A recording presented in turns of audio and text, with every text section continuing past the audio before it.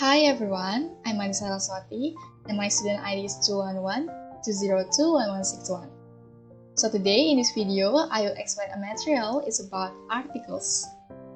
More precisely, I will discuss about when not to use articles. I'm very sure that you have been using articles correctly, but we don't need to put or use articles in every sentence.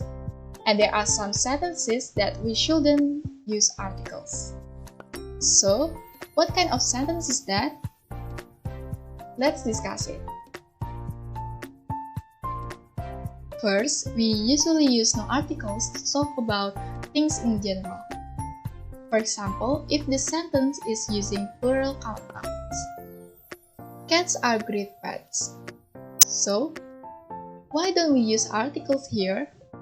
Or, why don't we say that the cats are great pets? Because here, we are not talking about one specific cat or one specific pet, but we are talking about all cats and all pets in general.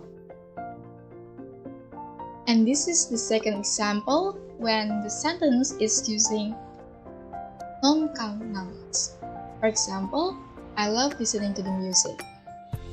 So music in this sentence is non-count nouns. And we shouldn't use an article in this sentence because we can enjoy music in general, not any specific song or kind of music. Next, we don't use an article when talking about sports and games. For example, let's go and play basketball. So we don't need to use articles in the sentence. We use play as verb to talk about doing sports, music, and other related activities. We usually don't use an article when we talk about sport or activities. We usually use an article when we talk about musical instruments. For example, can you play the piano? So we can use an article to talk about musical instruments. Next, names of holidays, countries, language, university, and etc. are all proper noun. So we don't need to use articles with a proper noun. For example, what are you doing on Valentine's Day? So Valentine's Day here is the name of holiday. So we don't need to use articles here. The second example is I live in Canada. And then I'm studying Russian. And then her son graduated from Harvard.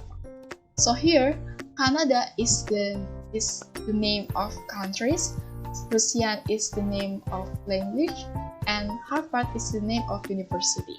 So we don't need to use articles in these sentences. However, if the name of the university begins with the word university, then you must use the. For example, he has a master's degree from the University of Toronto. And last is acronyms. An acronym is a short form of a name. It uses the first letter of each word to form a new word. For example, NATO ambassadors met to discuss the situation.